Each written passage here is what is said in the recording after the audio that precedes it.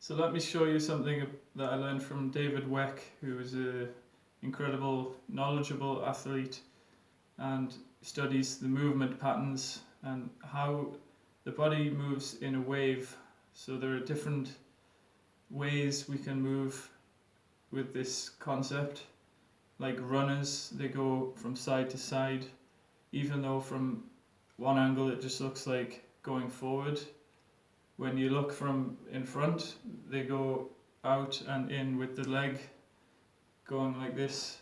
So when we do a squat or a lunge, usually we do a straightforward lunge, but in things like, there are other people who teach this.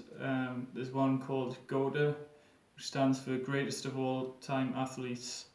So they study this concept as well, and actually completely separate from David Weck's method, which I'll explain as well. But what they do is go inward as if they are about to begin sprinting, but they're not in the floor position. So you're just twisting a little bit and creating a sort of torsion effect, like you're winding up, getting ready to spring out.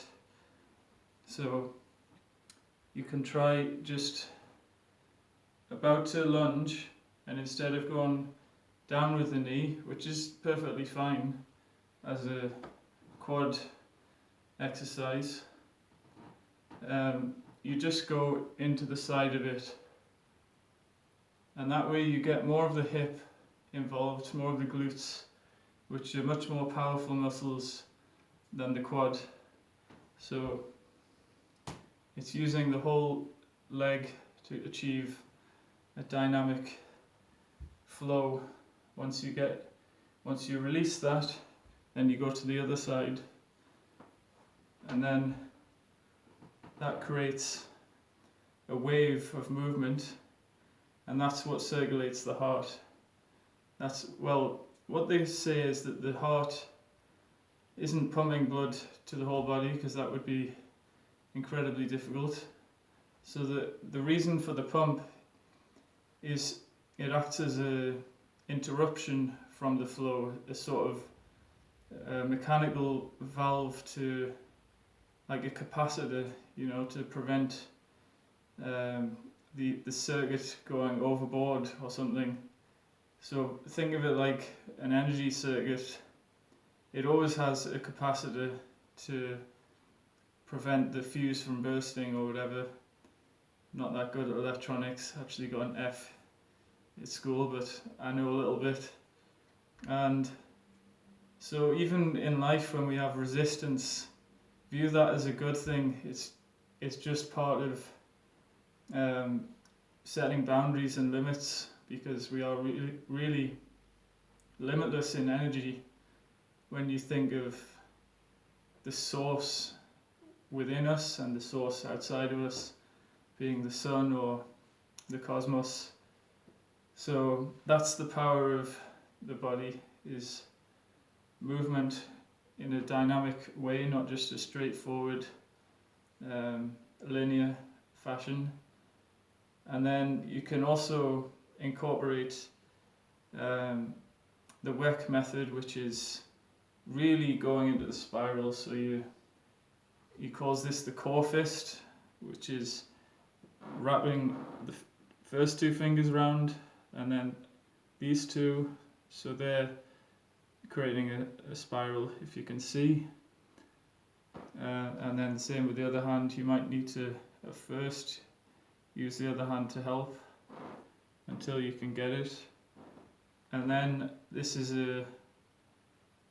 and the other thing is, rather than hold your hand like this, you hold it straight as if you're throwing a javelin,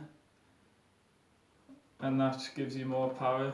That's if you want power, but if you just want speed, you can, there are different angles of the wrist, so 1, 2, 3, 4.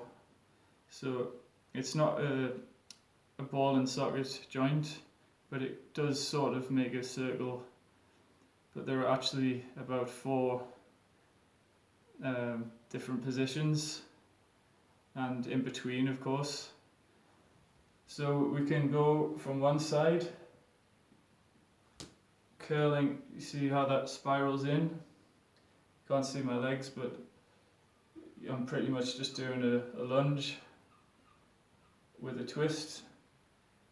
And even this hand can go up and then down. So I'm creating a length here and then curling it in. And the shoulder comes towards the hip. And this creates a lot of power. So when I release,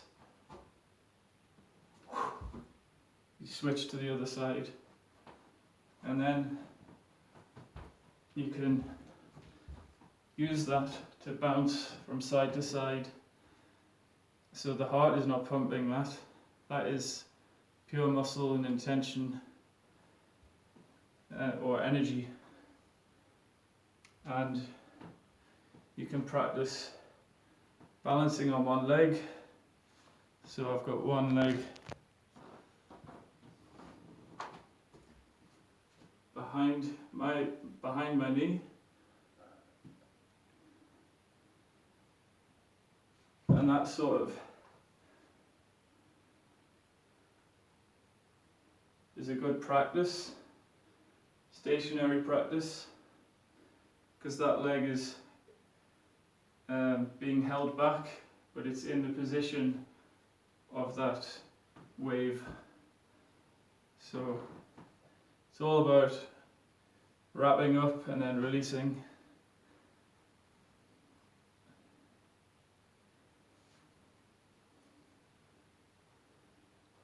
And then you can also go against a wall. There's this video, he does a good tutorial about how to do this. And you get one hand here, the other hand, so the wall is there. And then you build all this curling in. And then once the power builds up on that back hip or front hip, then you charge forward. So it's like that. And that's the Weck method. So Goda is about lots of different things. Studying the greatest of all time athletes, which move in a wave, they keep their inner angle going high, whereas we tend to heel strike and the inner angle bone goes in. And we basically move as if we are walking off a cliff and trying to stop ourselves. And I theorize that it's because we want to get somewhere, but we're not really, we're not committed. We don't really want to go there, like work. So we have this conflict of emotions where or it's the opposite, we're strolling, but really we want to get somewhere. And so there's this hesitance. And I've noticed with myself, if I turn it around to move with purpose, then I'm leaning forward a bit and I'm going on the outside of the foot, and then moving a bit more like an animal, like a cat or a dog, where maybe not a dog, but a lion, they're moving with purpose. So I'm not saying be a lion, I'm just saying feel where you're going, and you can choose to have faith, you can choose to have confidence.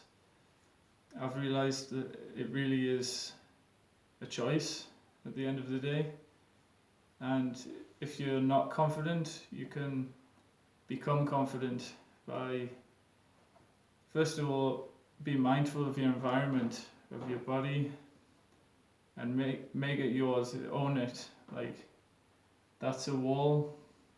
That's a wall. Just observe things, whatever it is. And then this is me. This is my energy. It's what I want to do. And all that thinking, then other people fade away. They're not at the central focus.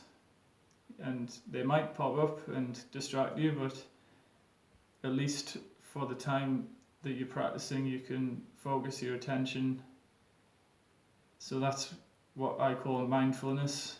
And then meditation is where you go deeper into it and enter the Zen, the feeling of oneness. So that's for my Qigong practice.